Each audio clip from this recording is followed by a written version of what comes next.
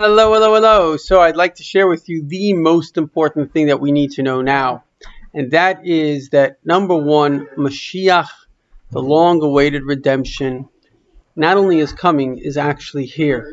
In fact, when the world was created, the very first verse, everything we know comes from Hashem, from God, from the Bible. It says, in the beginning God created heaven and earth the earth was desolate and void, and the Spirit of God hovered over the waters. I'm not going to go into all the deep mysticism and science behind that, but the point is that Rashi, one of the most famous commentators, says the Spirit of God is the Spirit of Mashiach. What? That's right, Pasuk Beis. That's the second verse. That's correct. So what does that mean, the Spirit of Mashiach? And what does it mean that it's hovering over the waters? What it actually means is that basically, if you want to know the truth, you always have to think what is permanent. Something that's not permanent is not the truth. What is a lie? It's going to kind of dissipate. It's just a temporary kind of rationalization in order to achieve a temporary goal. But something that's true always was, always is, and always will be true. So the truth of reality can always be discerned by what was, is, and will be.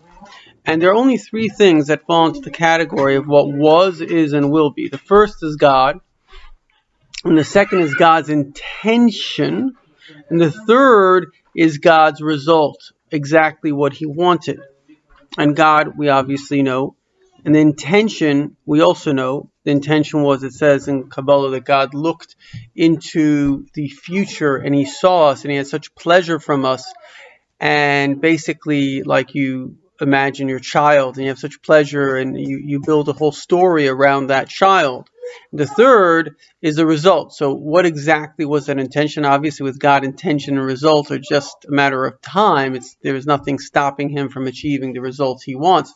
The result is exactly what he did, which is he created a world which appears to be plausible deniability run by natural laws. In fact, we know from science they're all supernatural. It's all just consistent miracles. But be that as it may, the sun coming up every single day is just as big as a miracle if it came up one day. But be that as it may, the fact is because they're natural, they fool us into thinking that we exist independent of the creator. In fact, we're completely like a little avatar in a video game and we need him every second.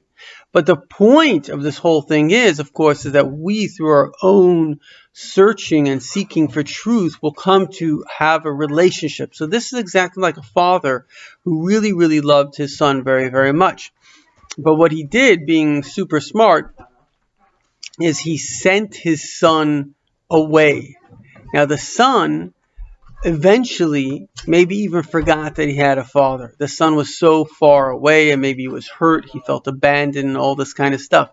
But then in the depth of his pain and suffering, he realized that he really is desperate for his father. Everything else, the world around him, the people around him, is all meaningless. All he wants is his father. And in that desire, his father shows up and together they live a meaningful life.